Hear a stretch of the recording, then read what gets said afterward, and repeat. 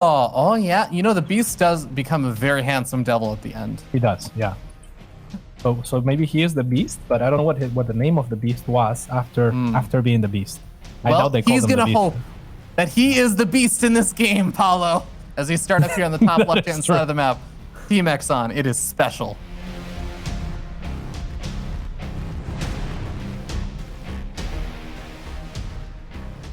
And on the other part of the map, it is for Team Liquid, Kelazhur. But he's also special. You know, Paulo, to me, Kelazhur is just he's the beauty also because he has a beautiful soul, right? And I know that's like an obvious generic thing to just say as a compliment, but I really think like Kelazhur is honestly one of just the nicest people in the scene. For those who don't know, there's even a time period where I think he was still kind of on the up and up, like barely starting to rise up in the scene and everything. And he was doing like some coaching, you know, doing like the semi-pro thing, just barely starting to make it into like WCS, Challenger and stuff, which was, you know, the system back at the time. And basically all of his prize money and earnings, he was like giving to his parents to help pay off like, you know, bills and stuff to support his family. He's literally just like one of those people that I think has such a genuine loving heart. And it's always a pleasure to see him do well. Like, I don't know, for me, it's just like this weird cosmic karma of like, you know what? Good people do win out. Every time Kelazhur does well, like that thought goes through my head, like good people do succeed in life. Unless they're playing against SpeCial, I guess, because usually, I mean, you know, it doesn't work out so well in this particular matchup, but I am with you. I mean, Diego is extremely good. He is a loving person. Yeah, like I said, I've lived with him for a long time, and he's always been very kind, never caused any trouble. He was one of the best roommates that I ever had and I could ever ask for. He does poke fun. He can be, you know, and that is, it's the most fun when it comes from this type of people, right? When all of a sudden they get spicy, and he's definitely got that Latin American flair to him. But even in the way that he says things, he's very docile. Is that how you say that word? Yeah. Docile about him, and like, you know, he's very soft spoken. And he's never threatening. He's just amazing. Yeah, absolutely. Well, we already have a little bit of a fire cracking at the beginning of this match, as we already have Reaper coming in there for Kelazhur, snipes off the SCV build in the command center. SpeCial kind of returns the favor by killing off said Reaper, and it's minor little trades on both sides, but that does actually give a little bit of a you know, unit advantage to SpeCial for a little bit. So he comes in, snipes off the SCV, and Kelazhur is really relying on this Hellion, but actually the Hellion doesn't win a straight-on fight versus the Reaper, so has to be a bit cautious about this. Yeah, lucky for him, the next Reaper arrives in time to push back the Reaper of SpeCial and will be taken down as the Hellion is able to catch up. It's a little bit faster of a unit. A Banshee on the side of SpeCial, but no Cloak actually researched. This is a little bit dangerous. It never really works out for me, but on the side of Kelazhur, I mean, he's making a tech lab onto his starport, which makes me think it's probably going to be Raven. So there's an opening there. The Cyclone can account to some degree for the Banshee, however. Yeah, I know that Banshees still happen in TVT, and like especially I've been seeing a few more of them lately, but I do think it is a bit more of the rare option to go for these days. A lot of people are usually going for the Ravens, or they're going for like some other kind of aggression, like the Medevac with some well, I think even Widowmines are a little bit rare in TVT, but Hellion drops and that kind of stuff, or even a Liberator. But we'll see how effective the Banshee is going to be able to be. It doesn't seem like SpeCial, at least just yet, is investing in anything like Cloak, and yeah, he just starts up a Raven, so like it is just going to be the Cloakless Banshee. This is very scary for Kelazhur, though, because he has moved out with the Cyclone, and that is really the only piece to his army that effectively deals with the Banshee. Sure, he can bring the Marines to mitigate damage, but this Banshee is going to have its way with at least a couple of SCVs here, if not a few more. Kelazhur quick to pull out, so that is good for him. And will not be supply blocked, actually, on the back of that supply depot not finishing. So that's good. Yeah, now this next Cyclone is already back and ready to deal with it. He's actually using his units that moved out across the map to hunt down the Banshee. Hellion's maybe going to be able to find it over here, and I don't think there's enough dead. Oh, actually, oh, that's such a smart move. I was going to say, SpeCial doesn't have a lot of dead airspace moving back home, but there is a little bit of that space in the top right-hand side that Banshee's going to try and hide at. Still gets caught, though. Oh, unfortunate. Yeah, I love the move, so confident forward from Kelazhur. A lot of the time, the natural thing to do. I think what I would have done is lock onto the Banshee and then be scared enough that I back away. But he knows that the Banshee has to run or die. So before it even starts running, Diego charges on forward to make sure that he can get as much room covered as quickly as possible and take down the Banshee for sure. Good moves. Yeah, SpeCial does get one of Kelazhur's Cyclones in the center of the map as he has both of his joined together that were on the hunt a bit. But, you know, at the end of the day, these are all small little skirmishes. I think they're good a bit for morale. They're good for just kind of getting a little bit small advantages with units and stuff here and there. But at the end of the day, both these players are thinking about their kind of next stages. We got third bases, actually a lot faster over here for SpeCial compared to Kelazhur. But Kelazhur's got his stim with a decent little lead, so I do wonder if he's thinking about doing some kind of push out after stim finishes up. Oh, that's very good actually for SpeCial. Catches a little bit off the grass there. I'm not sure if that was by design. I imagine that it was. And in doing that, he's gonna get himself a free Cyclone. This Reaper on the other side will kill only one SCV. Oh, yeah, before it goes down. Nothing too huge here on either side. But SpeCial definitely getting a few little advantages here. And these two Vikings, I mean, if they both die, that could be another one. Oh my god. Beautiful control there with the lock-ons from SpeCial. The absolute maximum range for the Cyclone lock-on without it breaking. It gets both of the Vikings.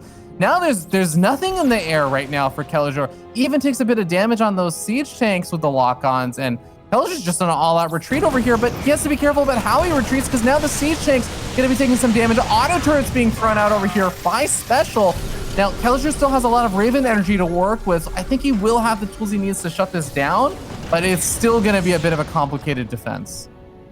Definitely very good moves from the Mexican player in the last couple of minutes. I mean, that was brilliant. The way that he pushes on so confidently as well. He doesn't miss any beats. Similar to what we saw from Big Gabe capitalizing against Milky Cow. When it's go time, it's go time. And when it's not, these players just know exactly when to back away.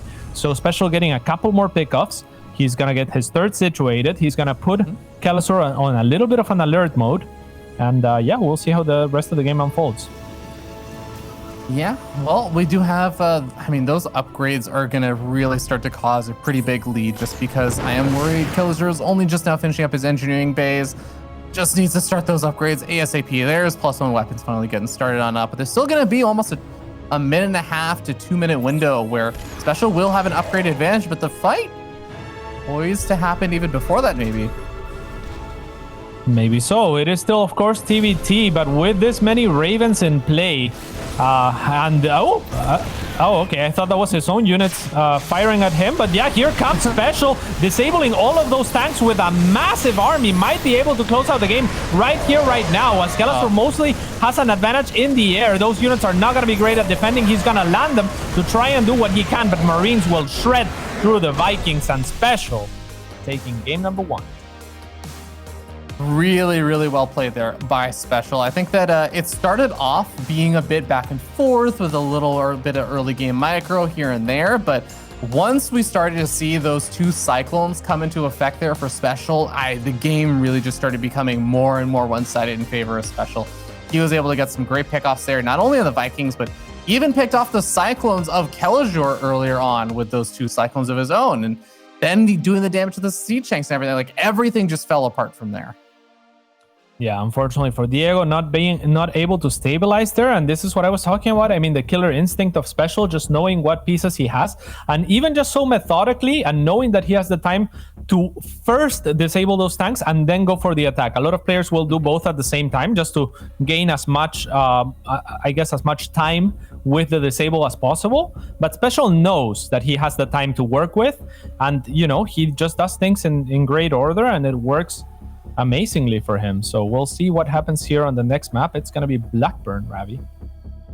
Yeah, this is going to be tough. You know, I feel like both these players still very strong players. And of course, we're in the winner's bracket right now. The loser of this series is just going to go down to the lower bracket and have to play another match there. There's a decent chance, I think a lot of people would predict, that we will see another SpeCial versus Kelazhur series, since these are the two, like, I think, favorites in the Latin American scene. So even in the grand finals, we might see the series again.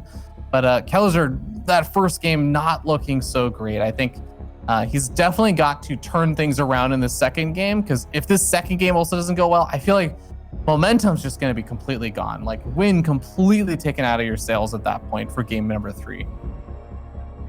Yes, indeed. Okay. We are playing on Central United States. I am not sure. I believe that this is a disadvantage for Diego, right? As he's playing from the Netherlands. And I don't think SpeCial is currently in Korea, but I could be wrong. No, I think SpeCial is in Mexico. I mean, I think pretty much no matter what, SpeCial will have a bit of an advantage in the server stuff just because, and this is just the nature of things, SpeCial is literally living in like Mexico right now or Latin America, or basically he's in the North American server area, and Kelazhur is in Europe. That's like something Kelazhur accepts by playing in Latin America but living in Europe right now. So I think regardless, SpeCial will have a bit of that ping advantage. Okay. All right, so Blackburn, a very interesting TVT map. There is a very short rush distance by air. It is one of my favorite maps to play on, but I imagine both of these players will have something up their sleeve to where they're going to try to abuse that short rush distance, or at least one of them might. Okay, all right. So in the bottom right-hand side, playing for Team Exxon, it is the Red Terran player, SpeCial.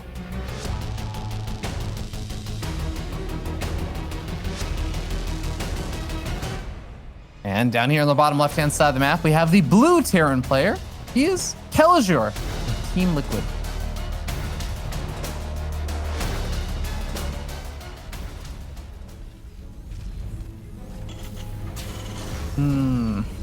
So is there anything you'd want to see in this next game?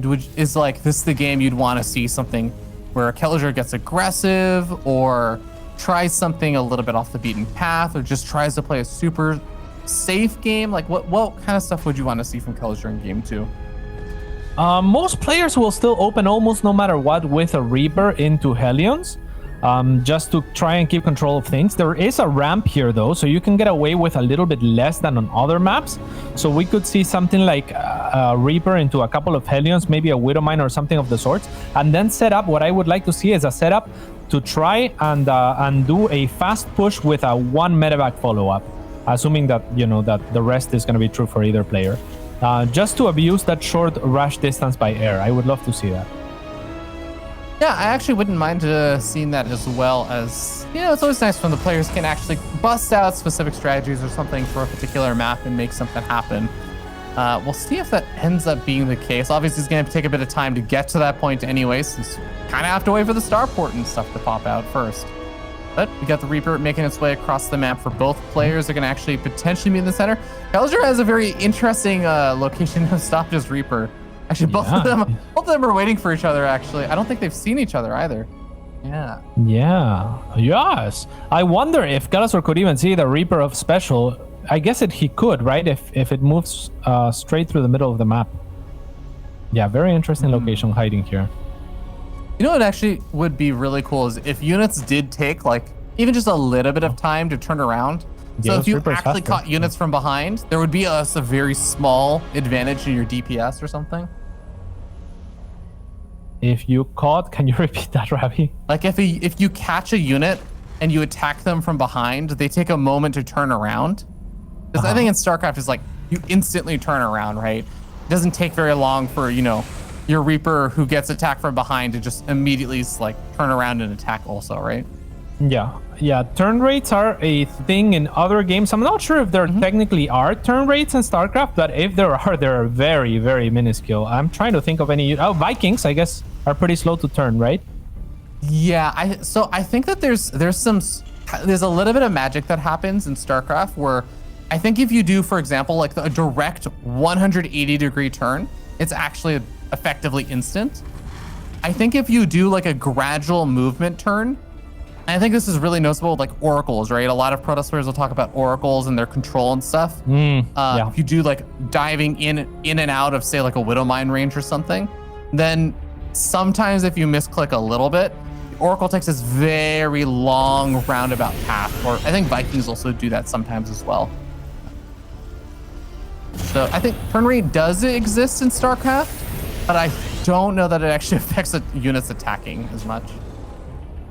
Yes, indeed. And Kelazhur did go, by the way, for the faster medevac, but unfortunately for him, he might be running into 2 Cyclones if Special can spot him. But instead, it's Kelazhur who will spot him on the high ground. And with this, he's going to try to get us around. And actually, this is brilliant because he gets the lock-on onto one of those Cyclones, which has already used his own lock-on the Reaper. The medevac will also get locked on, but it doesn't matter too much as, yeah, it will survive through the whole of it. So very good moves from Kelazhur. He'll also scout this medevac, which is the impending danger from the side of Special. So he is gonna be able to reposition and potentially take it down before it can fully unload. Very good micro from the Brazilian American. Oh my god, gets a win in every single regard there. Kelazhur didn't even lose a Marine during those little trades. He got the medevac, got all 8 of the Marines, also got the other 2 Cyclones on the other side. The only thing he's lost are the 2 Reapers from the initial trade. A beautiful, beautiful start here for Kelazhur. I mean, we saw how much it can mean to kill off 2 of your opponent's early Cyclones, but killing off a medevac with 8 Marines as well, that's just magic. Absolutely, and I love that as a result, also Kelazhur drops his 3rd own location. He knows that he is safe, that the aggression from Special isn't coming. So even if this attack completely bounces back, he knows that he can both move out on the map and try to do something, and take that 3rd base with his map control on site, which is going to net him a little bit of an economic lead as well.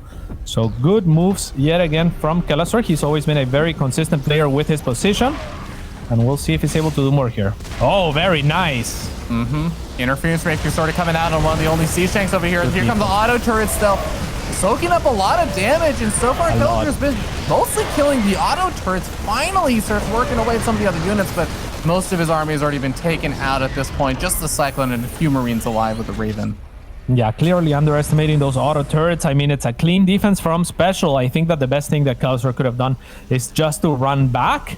But that is the kind of situation where, you know, 1 or 2 extra Marines can make a huge difference in how fast those auto turrets go down, and then all of a sudden the snowball effect is created the other way around. Because if you look at the army of Special, outside of those auto turrets, it was like 1 tank.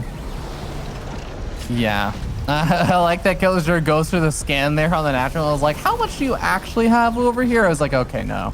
You got enough siege tanks. You didn't like unsiege all of your tanks or something. I can't get a nice pick off with a Cyclone lock on or something along those lines. But backs off. Cyclone just going to be sitting on the ramp. Might be able to catch a siege tank. Nice micro there from Special. Keeps that alive, and Kelazhur only takes a bit of damage on that Cyclone.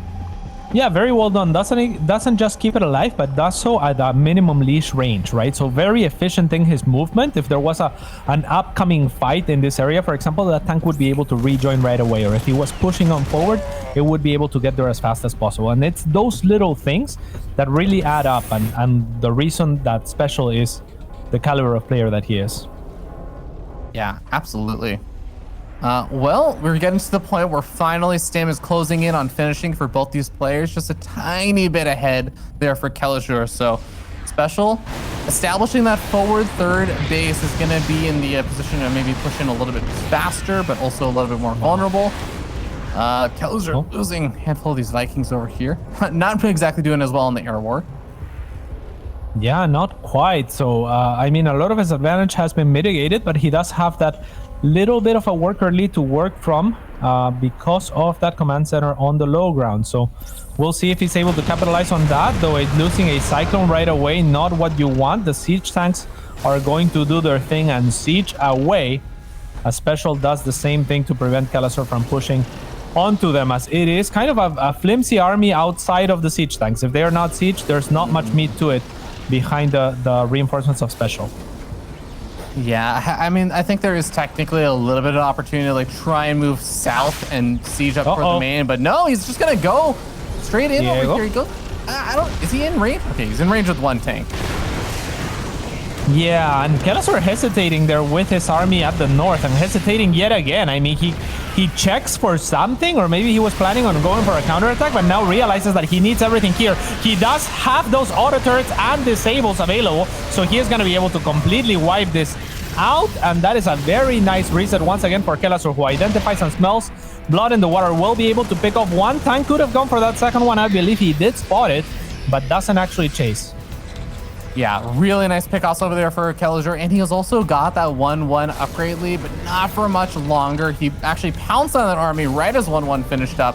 Combat Shield's finally going to be finishing up over here for SpeCial just in the nick of time. So if Kelazhur does decide to try and push his luck over here, he is going to have a harder time taking as efficient of trades as he did before.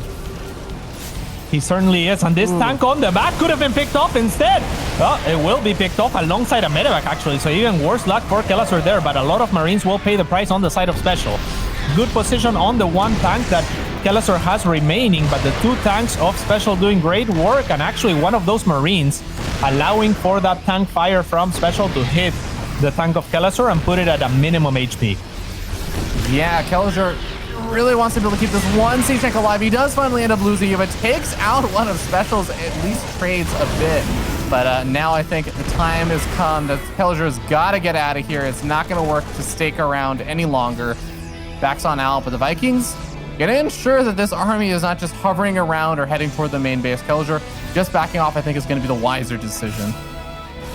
Yeah, I think so as well. He's gonna have an anchor siege tank here, and SpeCial cannot push on any further. He has to be really careful with those Ravens, as they can't really contribute anything with that low HP, and one of them is in the red, but they will gain value as the game progresses, and they could be very useful in breaking SpeCial or whatever attack comes from him. And SpeCial, in turn, has no Ravens left.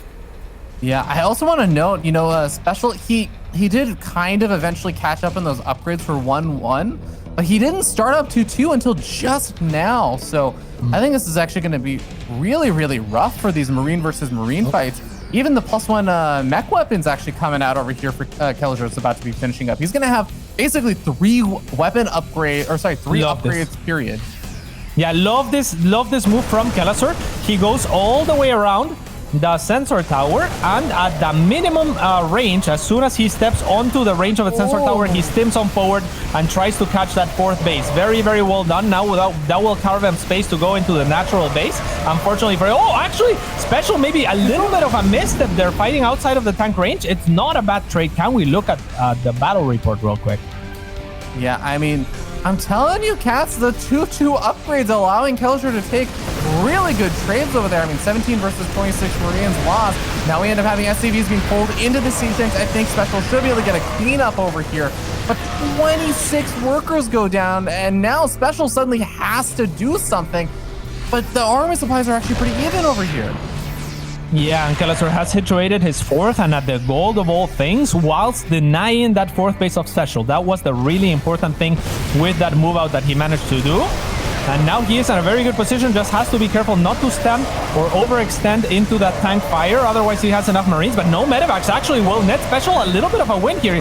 Kelazhur still has to be a little bit careful, just because if he continues to buy time, he will be in a winning position. He is 40 supply ahead, but as far as army right here, right now, not looking so great. So he still has to be careful. If SpeCial continues to push on forward, this could still be a win for the Mexican. Yeah, it's going to get a little bit complicated here, but I think that, those Marines doing a little too much. GG. Kelazhur ties up the series 1-1. I'm a little bit surprised, actually, that SpeCial left when he did. It felt like he had a good position on that low ground. Sure, he was trailing behind on most of every regard, but I feel like he should have at least tried to push on forward.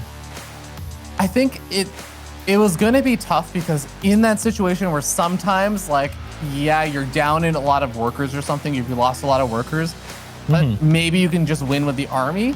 But in that situation, Kelazhur's Marines were actually intercepting and killing off units as they were rallying on out, and his Marines are still alive. So I think there were not going to be any reinforcements. There's no reinforcements coming for SpeCial, whereas Kelazhur was at least getting out, you know, defensive tanks up on the high ground and that kind of thing. So I think it may have come from that place.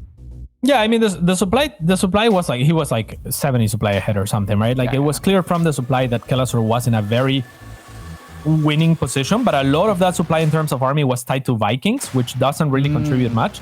So I feel like there could have been a misstep from Kelazhur going down his ramp onto the 5 tanks or so that SpeCial still had.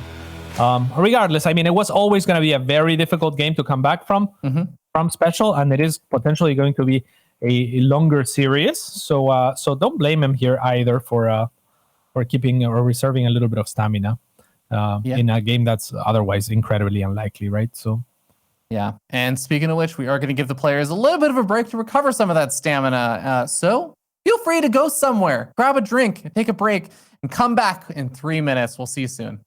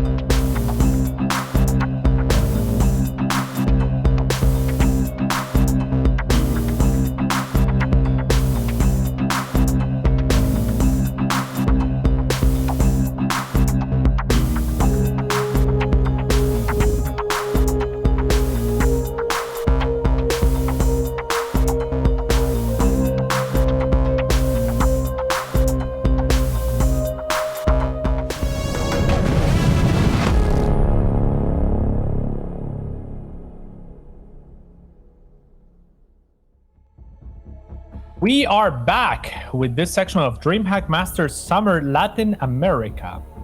And actually, it is not summer in South America. It is summer, I believe, in Mexico. We touched upon this yesterday a little bit, Ravi. But yeah, I don't think these players are going to be particularly excited about summer just yet. It's actually not even summer here.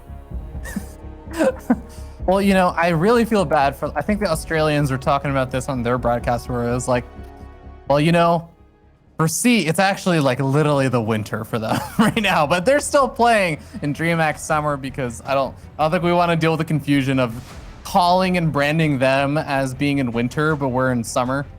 I think it's a little too much. Let's just keep it simple, keep it fresh. Keep it simple, keep it fresh. But then we should have picked a different name, but I'm not sure what, if not seasons, right? It's a difficult choice.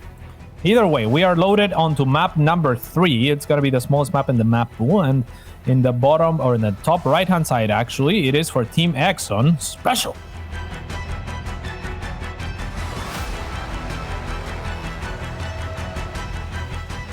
And down here in the bottom left-hand side of the map, we have the blue Terran player from Team Liquid. He is Kelazhur.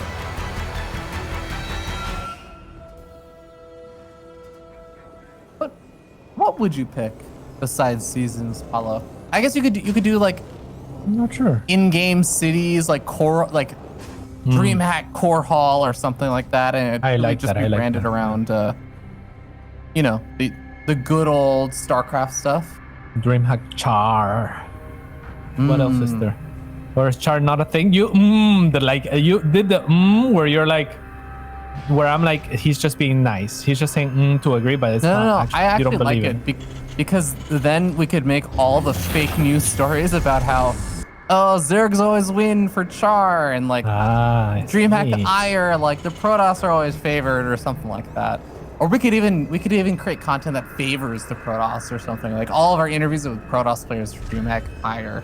That would be cool. Yeah, we could definitely do that. All Yeah, right, that could be fun.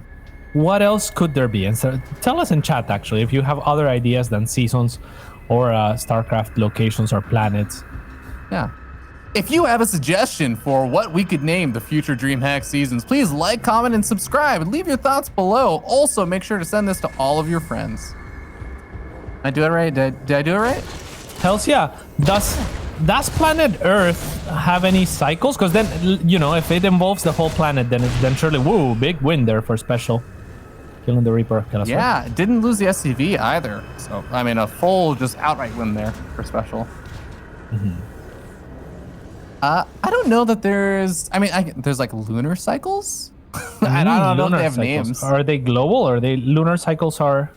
I mean, I think so, right? It's just the moon. It's literally a globe, right? It's cycling around the globe. Yeah, but the moon is still relative to where you are, right? Like you may see the moon or not. That's true. I didn't think about that. I mean, I guess also days and seasons and stuff are also relative to where you are, right? Yes, yeah. That is the very problem that we're running into. Is the Okay, yeah. fair. All right. Touche. You win there.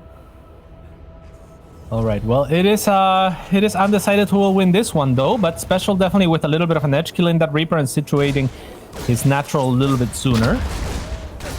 Ooh, he's gonna be able to actually get that SCV, and he's maybe gonna be able to get. No, I don't think he'll get the second one. Wow. One shot Close. short. Yeah. However, Kelazhur does have that extra cyclone a little bit earlier. If he is unable to capitalize before the tank, which he won't be able to capitalize before the tank is out for special. So I really like special's position a little bit better, right? Like the orbital command is much sooner. He's already 3 workers ahead, soon to be 4 or 5. Make it 6 with that kill from the Hellion. So this is becoming a little bit troublesome for Diego. Yeah. I know what you mean, and I think the Cyclones can still find some value. Like, as we saw, it's sometimes the Cyclones actually being valuable later on with both sometimes defense, but also just slowing down your opponent or picking off units as you move across the map. Getting lock-ons to Ravens and everything can also be really valuable, but okay. If he got out of there with the Reaper, I would have really liked that, where he leads with the Reaper, absorbs the Siege Tank shot so that the Cyclones could get in range and lock onto something, and then back out. But losing the Reaper, unfortunate. Otherwise, I would have just been able to regenerate the hit points. Yes, indeed. So little wins for special here and there, and another one I think is coming in the form of this Raven versus the Banshee. The Banshee is coming up here for Kelazhur, but with this Raven, I mean, there's no potential for the Cloak doing much. There is potential for the auto turret defending. The Marines know where the Banshee is, so they will be able to relocate. And if the Banshee is unable to find much, which it does find at least one SCV, then I mean, you would rather have the Raven. Yeah. So fun fact also is it doesn't come up as often these days, but Banshees do outrange Marines by exactly 1 range. And they have something called a moving shot, which you're starting to see Kelazhur kind of trying to implore a little bit. Now that the Viking comes out, though, it's all a little bit, moot. A bit of a moot point. Yeah, and unfortunately for Kelazhur also, if we look at the battle report, both of those Cyclones were taken down on their way out. They exited through the wrong location, and the siege tank fire from special was just set up to deal with it, and there was enough tanks that they basically one-shot those Cyclones on the way out. So very big losses over and over from Kelazhur. This is going to be difficult to recover, and he's looking to meet special out in the middle of the map. But remember, there is that Raven here. Oh my god, Kelazhur floundering so much with those Marines and ends up beating a massive shot. And now with a Liberator plus these Marines taking out the entirety of Kelazhur's army, Paulo, I'm a little worried that Kelazhur is just going to be in a world of trouble now. Yeah, fortunately for him, that one tank there could anchor things for him. At the same time, SpeCial taking the responsible approach, I will say, and he's gonna instead siege this supply depot and reactor from the low ground. You love to see it. At the same time, sieges the tank on the low ground as well with the Liberator, as he has air supremacy as well. This is looking extremely difficult for Kelazhur. Little by little, every move, every inch has been SpeCial, and little by little, Kelazhur will get choked out of that game. Really, everything just kind of fell apart there in just a minute or so. Or like, I want to actually say even 5 to 10 seconds there. Kelazhur had that engagement like right in front of the fast zones, and he had this moment where his Marines move forward as his opponent's siege tanks are sieging up. And then they kind of move backwards, and then they move forward again, and then he starts to move them back, but by then the siege tanks are all siege up, and his Marines just get blown out of the water. Hardly has that many actually after that to defend, so SpeCial is just like, okay, well, I just killed most of your Marines. He just moves forward with his own Marines, takes out the tanks of Kelazhur, and then everything just fell apart from there. Like, it was already not going an amazing, it wasn't an amazing game so far for Kelazhur, but that was just the moment that I'm like, oh my God, that's just the game right there, that moment. Yeah, for me, that game was the epitome of just very consistent, strong snowball. It's slow but strong, right? It's like the first Reaper in favor of SpeCial, the second Reaper also in favor of SpeCial with that poke, right? The Banshee choice versus Raven in favor of SpeCial, the move out of the Cyclones in favor of SpeCial, all of the little things basically in favor of SpeCial, and then to close off in the way that he did, not by bulldozing with his advantage, but rather going for another small advantage and sieging that supply depot and the reactor. So all the little things, like I was saying, little by little, SpeCial just gets himself a very technical, very methodical victory. Yeah, very well done, as he's now going to be sitting up 2-1 in this best of 5 in the winners finals. The winner is going to move on to the grand finals. Loser has to play it out in the lower bracket. I do want to actually note something that our admin did tell us is actually SpeCial is not in Latin America or North America or anything. Is actually already back in Korea apparently. Oh, cool, awesome. Yeah. It does also explain the region that we're playing on and everything. So, hells yeah. Yeah. So we'll see now. We are heading towards Oxide Ladder Edition, and this could be the grounds where we can see Kelazhur stage a comeback, or SpeCial just completely shut it down. SpeCial looking so strong though. Very powerful. Yeah. SpeCial is definitely looking really strong after that last game, or even just the last 2 games at this point. But yeah, we're heading into game number 4. Kelazhur's got to bring this back if he wants to bring it back in the series. As coming in from the winner's bracket is always a really, really nice feeling. Even if you do manage to fight your way through the loser's bracket back to the grand finals and everything, just being in the winner's bracket, having that 1-0 lead to start things off in the grand finals is a really, really nice boon. All right. So Kelazhur, for those who don't know, there is a little bit of a bug that sometimes happens. I think it was affecting him last game also, where it's like the console bug. It's not like, oh no, the console doesn't work at all. It's just get given like a very random assortment of like what console skin you get spawning in. And I think sometimes you get like a very extremely distracting purple colored one, or a very glowy like blue one or something. So we are just gonna recreate the game. Yes, indeed. So did he have that problem in the previous game as well? Yeah, he mentioned in the lobby that he had it in the last game. But yeah, I see. we're gonna regame or remake the game since I think he got it again. So yeah, that's good. I mean, yeah, that's rough. I mean, it's the kind of thing that it's just not being used to it, right? So your vision is gonna gravitate to the little bug. It's usually like some green little square or something, and it's just something that's going to be distracting to where your vision is going to continuously go there, because the StarCraft players are trained to look at the changes in the map, in the UI, and whatever they're looking at. Yeah, I mean, that's just how humans are built, right? It's a lot easier to detect, a red ball in a field of green grass than to detect a green ball in a field of green grass, unless you're red-green colorblind. That's a very good point, yeah. I think it reminds me there There was someone who told me, or I remember there was like, people always talk about how like, oh yeah, like dogs see in black and white, right? Or they see like, they don't see in color, which is actually not accurate entirely. So for what I've learned, it's that dogs actually, they don't just see in two colors, but they don't see the color red. So actually in that example, red shows up more as like, I think it's supposed to be more of like a greenish color. So if you actually throw a red ball into a green field of grass, dogs will have trouble with it. But if you get them a blue ball, it actually is a lot easier for them to spot. So, yeah. So there is a pretty cool theory here as well that only about 6,000 years ago, I'm gonna read from Google here. Scientists generally agree that human beings began to see blue as a color when they started making blue pigments about 6,000 years ago.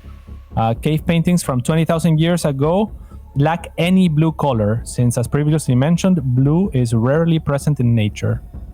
Pretty cool, huh? Isn't the entire sky blue? And the ocean? Yeah, but maybe we didn't see it before. A majority of the Earth is covered in blue, Paulo. I'm not Yeah, sure but maybe we didn't evolve to see that part of the range, or that part of the electromagnetic spectrum.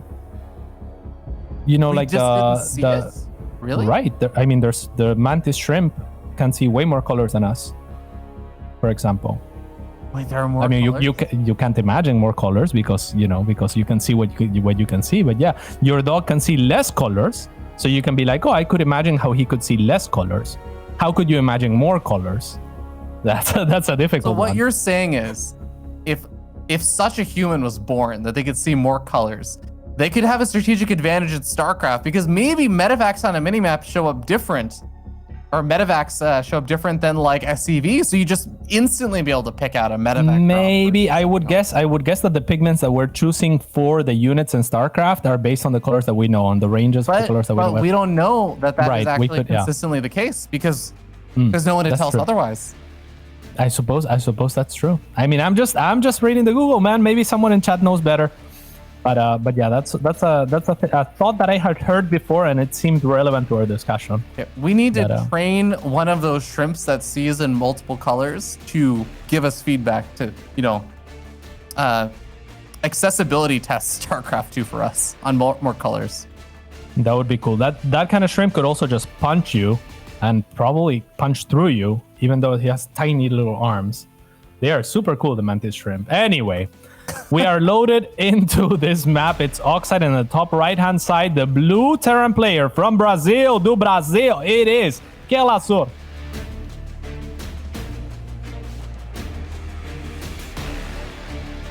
And down here in the bottom left-hand side of the map, we have the red Terran player. He is Team Exxon's SpeCial.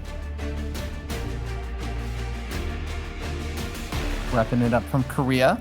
Glad to hear he's already back in Korea, by the way. That actually does give me hope that he will be participating in the next season of GSL after GSL finishes up. Most definitely.